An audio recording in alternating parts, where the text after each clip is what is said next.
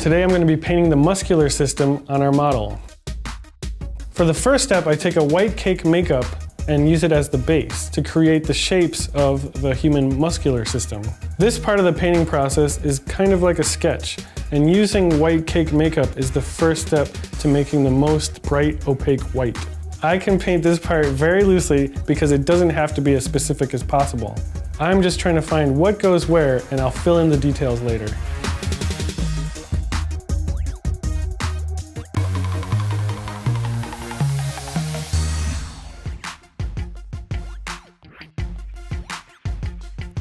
So with my favorite shield, I start filling in the bare skin with the red makeup. The shield I position against the white sketch to make sure no red bleeds onto the white area. This would turn that white area into a pinkish color, which is not necessarily what I want. I want to make sure I have most of the white be brilliantly white, and maybe some parts can still have a little bit of pink.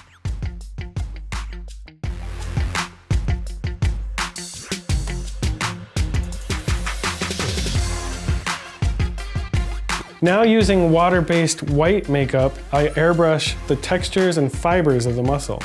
And with reference, I can look at the direction that these fibers go on each specific part of each muscle. The other advantage of painting this on a human body is I could actually use the model's body as reference. And so I'm just following the natural shapes of the curve of his body.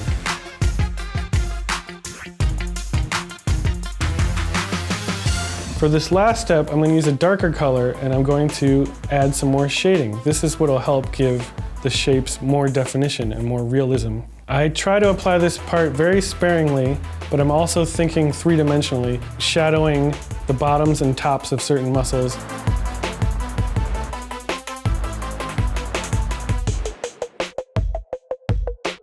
Along with the fibers, I'm adding more white to the actual base sketch. This is what makes those parts as white as possible. This gives it a nice, beautiful glow.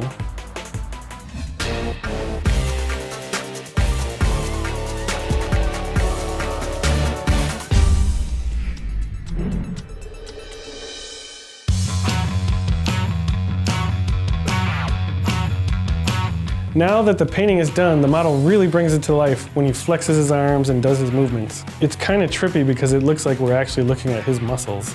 I'm really happy with the way the dimensionality of the body painting came out today. It's really cool to watch the model move and see how the muscles react to his movements.